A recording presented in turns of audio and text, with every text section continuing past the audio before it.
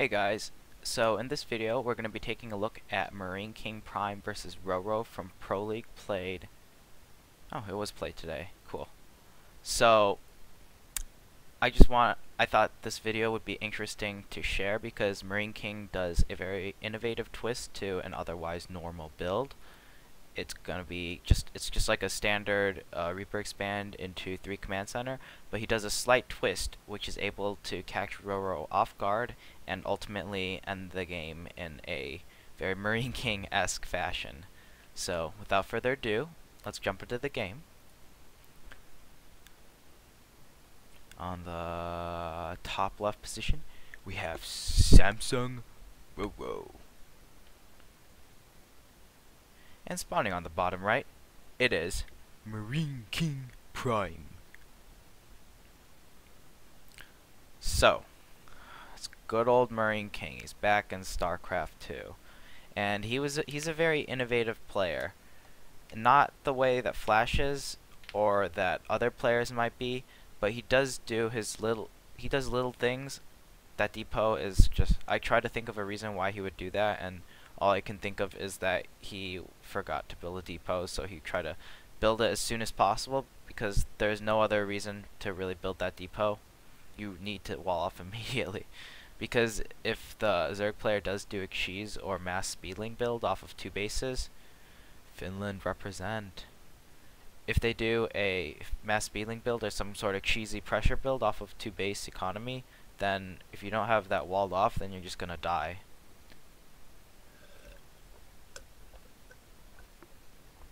Alright, so Roro here, he's scouting for a proxy Rax first because Marine King has shown that he will proxy 2 Rax you.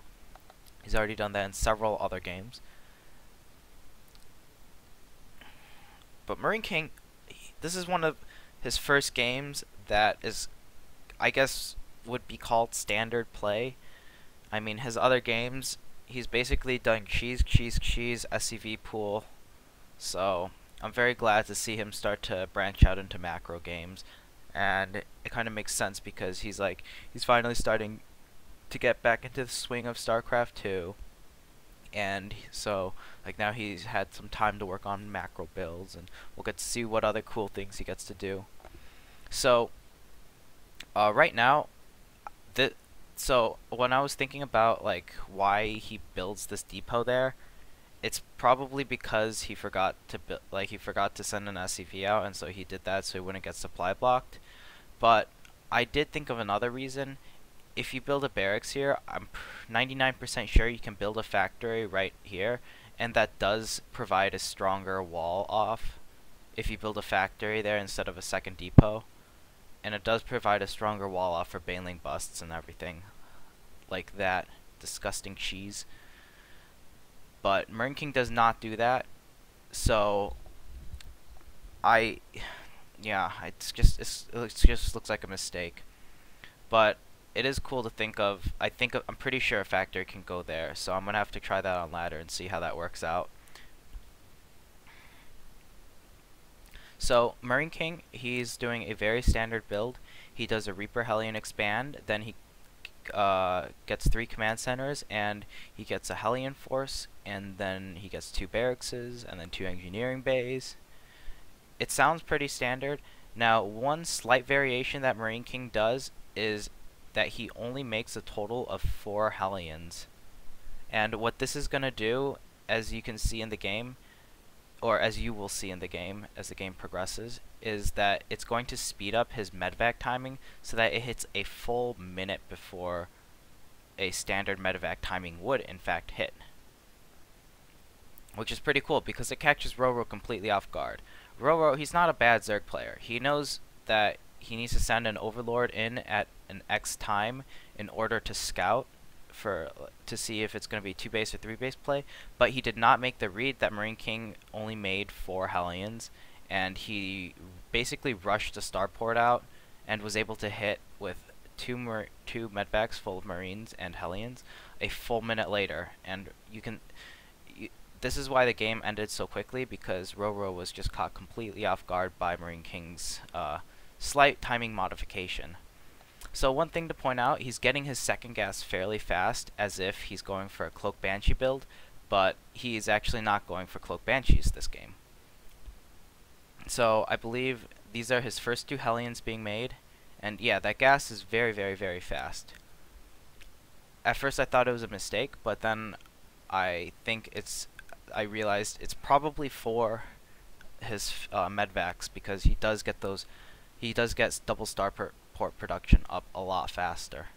So there are his second set of Hellions, and he's only going to make a total of 4 Hellions. That's pretty much the only difference he does. Only difference he does in this entire game, and that ends up being like a 10-minute win for him. And as you can see, Roro, he's playing a very macro-oriented game. He's just doing a speedling expand, and he's expanding into 3 bases with speedlings, and he's going to go into mutabailing. So, as you can see here, this is all that Marine King built. He only made 4 sets of Hellions, and as we can see here, that allows him to add 2 barracks, the 2 additional barracks that you usually add, about, I think Hellions are like 40 supply, or I mean 40 seconds. So it allows his starport timing to be a full 40 seconds faster than compared to if you did get 6 Hellions. And we should be seeing the starport come up any second now. Marine King is kind of starved for what's it called? He's starved for minerals. Oh, and then he's gonna get the 2 engineering bays, and then the starport. See, this is why I was questioning. I don't really like his second gas timing. I think that could have waited until after the engineering bays, because all he did was change the 2 Hellions, but really, he didn't need this gas. You can see he has almost 400 minerals, and if he added his gas at a normal timing, which is after the 2 engineering bays have been taken, he would have a better minerals to gas ratio. And as a result, his starport is kind of later than it should be. It's actually super late, but it's still earlier than a normal starport by about 40 seconds, because he ends up hitting at about 10 minutes.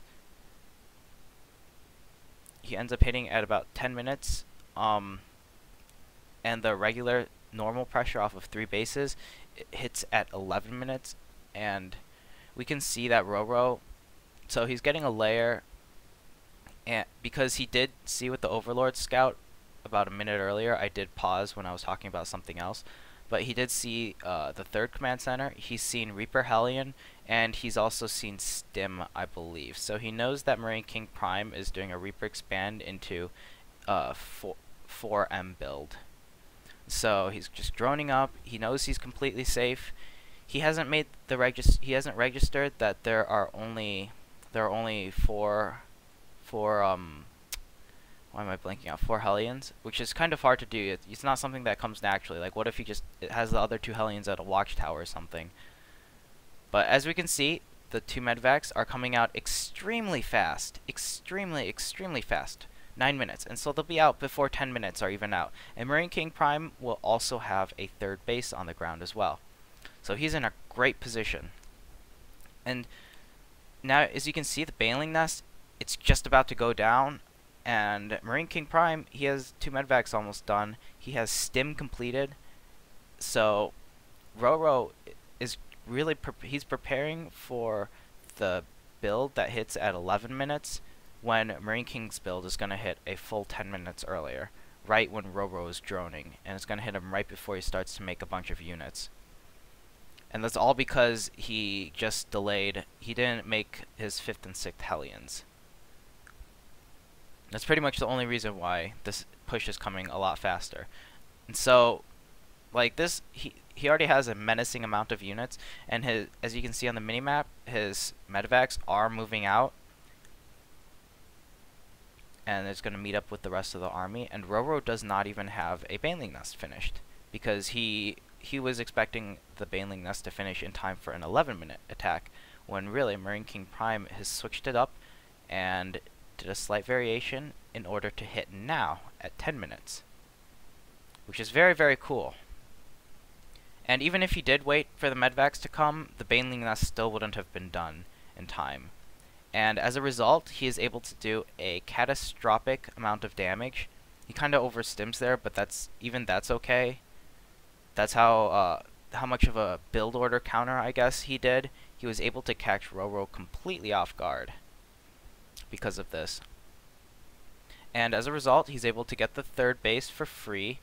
I think Roro would have been able to... No, it's still close to call, but I don't think he might have been able to hold it off, but Marine King Prime's Marines are 1-1, and I believe Roro's units are 0-0 right now.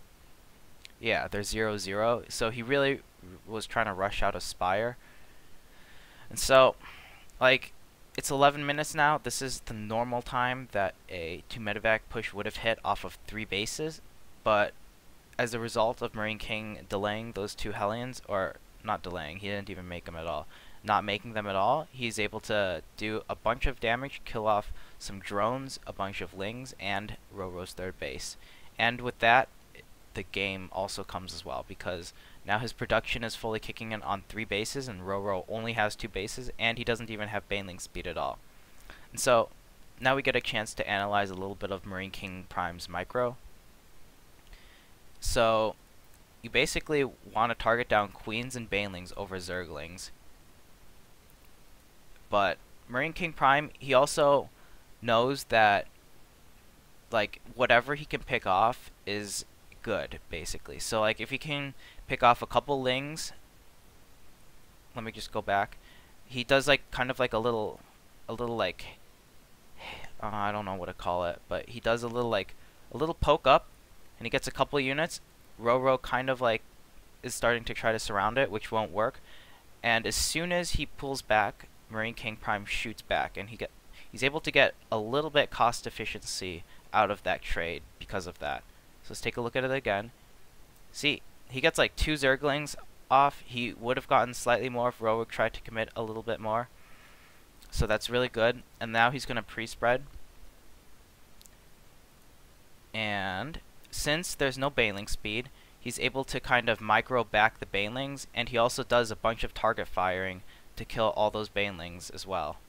But to be fair, he does have a bunch more units too. So it was an easier battle for Marine King Prime. I hate this lag.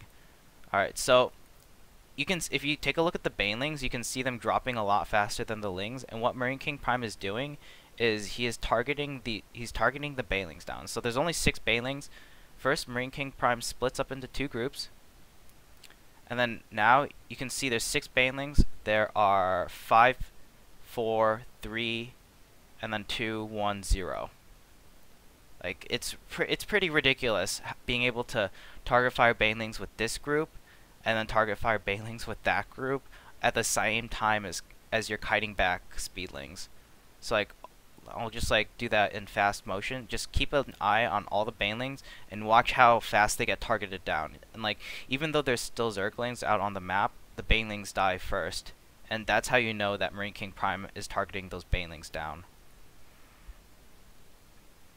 Alright, so 1, 2, 3, 4, 5, 6. And, like, even though the zerglings were kind of running out, he did do, like, it was a conscious decision to target down those banelings, and now he's just able to walk over Roro because his production is just a lot bigger than Roro's. So, yeah, good game.